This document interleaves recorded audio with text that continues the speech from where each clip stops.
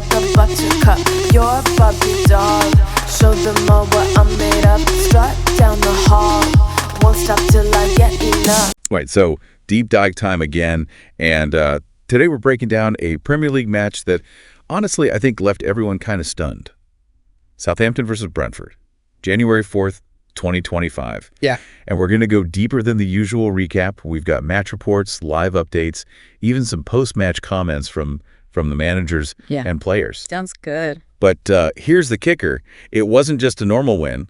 Brentford, they destroyed Southampton 5-0. Wow. First away win for them this season, and they really made a statement. What's crazy is how this just flips everything we thought we knew about both teams. Right. I mean, on paper, this looked like it was going to be even. Yeah. But the game. Not even close. Not even close. 5-0 isn't just a win, that's a beatdown. We're talking Brentford's biggest Premier League victory ever. Ever. And it's their most dominant top-flight win since, get this, 1938. Yeah, to really understand the impact, we got to look past the final score, though. Oh, for sure. The way Brentford got those goals, that's just as impressive. All right, so let's rewind to the match itself. Kevin Shade, he scores first for Brentford 6 minutes in. But then it's Bryan Mbeumo who really steals the show. 2 goals, one from open play and a penalty. Mbeumo was on fire that game. Yeah. But he didn't do it alone. True. That partnership with Yohan Wissa has been huge for Brentford all season. They've scored a ton of goals together. And against Southampton, they were unstoppable. Yeah. And then just to rub salt in the wound, you've got Keane Lewis-Potter and Wissa himself getting 2 more goals in stoppage time. It was just total domination. But what does this tell us about Brentford's potential? Before this match, they'd only gotten 2 points away from home. Is this a sign of things to come? Or just a fluke? That's the big question, isn't it? If they can play like that on the road consistently, they're going to be a serious threat. But to really understand this result, we got to look at the other side, too. Yeah. Southampton. Yeah, Southampton had a rough day. Yeah, rough is an understatement. Yeah. It's not just the loss, it's how they lost. This is the 3rd time since December they've given up 5 goals at home. And you look at the fans. Lots of them left after Brentford's 3rd goal. No hope of a comeback. Really says something about the state of the club right now. Yeah. And then you got the whole new manager curse thing going on. Even Zurich, he's the 7th Southampton manager in a row to lose his first 3 league games. At this point, it can't just be bad luck. Something else is going on there that's stopping any manager from getting things settled. And you start to see the comparisons to Derby County's awful season back in 2007-08. Southampton has even fewer points at this point than Derby did. And that Derby team, they set the record for fewest points in a Premier League season. Are we looking at a contender for worst team ever? It's a scary thought, something Southampton fans probably don't even want to think about right now. To really get the full picture, we need to go deeper than just the stats, though. Absolutely. Look at the human side of it all. Yeah. How are the players and managers feeling after a result like that? And luckily, we've got some great quotes that give us a peek into those emotions. Brentford's manager, Thomas Frank, he was obviously ecstatic. He said the performance was very, very close to perfection. That's high praise. So what exactly did he think was so perfect? Was it the attack? The defense? What tactical genius led to such a win? Well, this is where it gets interesting. If we break down Brentford's tactics, we can start to see why Frank was so happy. So Brentford's manager, he's thrilled, obviously. But I'm guessing the other side of the pitch wasn't quite so celebratory. What did we hear from Southampton's camp? Well, their defender, Jan-Paul van Heck, he kind of summed up their season when he said, all season, parts where we are really strong, then halves or parts in the game we are not. Sounds like they just can't find any consistency. It's like they got all the pieces, but they can't figure out how to put the puzzle together. They show these flashes of brilliance, but then it's followed by these awful stretches where everything falls apart. How do you fix something like that? It's the million-dollar question. Seeing the problem, that's one thing, but actually finding the solution, that's a whole other challenge. Could be tactical, could be mental, maybe even both. Maybe they need a therapist on speed dial. But really, it's got to be rough for everyone, players, manager, the fans especially. It's just this cycle of hope and then crushing disappointment. Yeah, and compare that to the energy Brentford's got now. They've found a system, it works, they're playing with confidence, and you can just see it. That's what makes this result so interesting. It's not just about Brentford winning and Southampton losing. It's about 2 teams going in totally opposite directions. Right. Brentford, they're on the rise.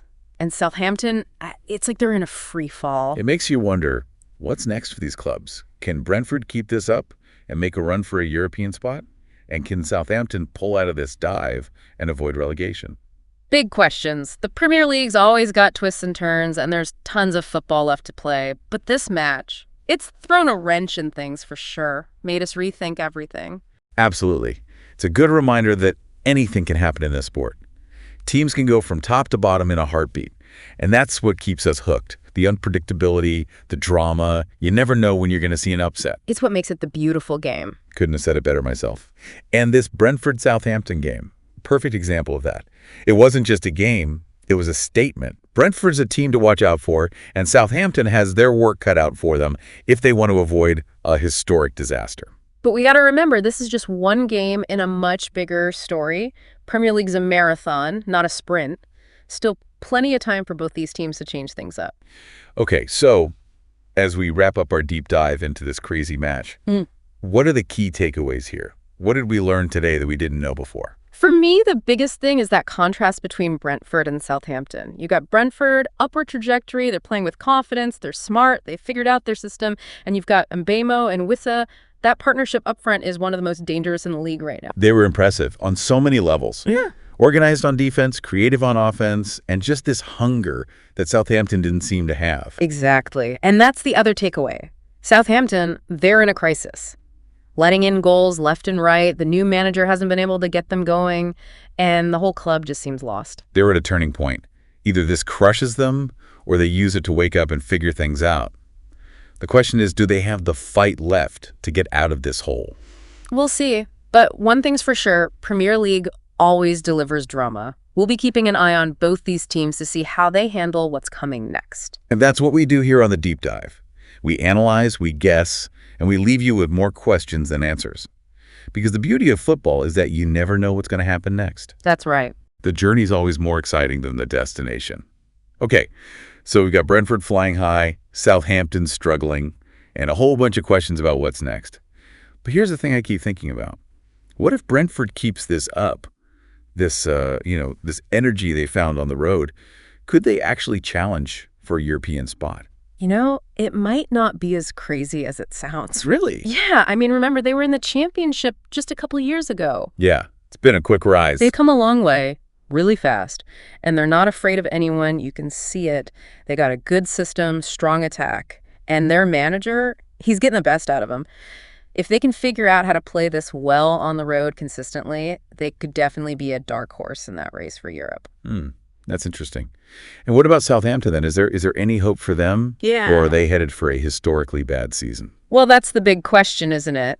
They got to do a lot of work and fast.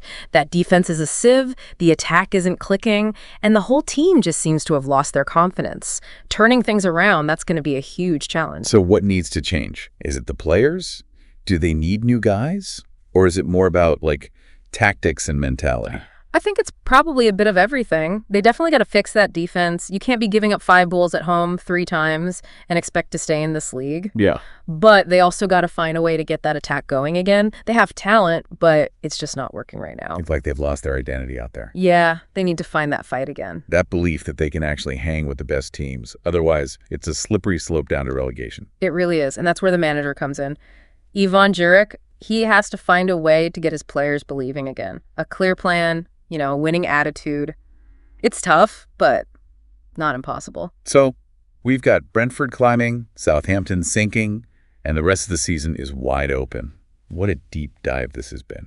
It has. Really interesting to see these two teams so different, both with their own stories, and it just goes to show anything can happen in football. We see these amazing comebacks, crazy upsets, unexpected wins all the time, and I think sometimes even in a sport as complex as this, the simplest explanations are the most powerful. Yeah. Brentford, they're working hard, they're disciplined, they believe in their system, and it's working.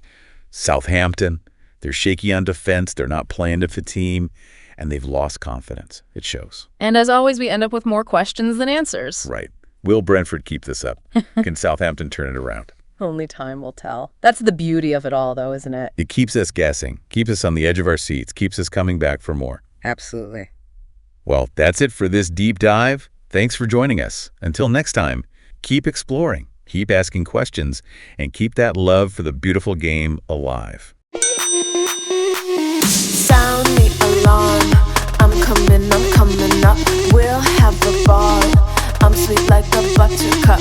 You're Barbie doll, show them all what I'm made of. Strut down the hall, won't stop till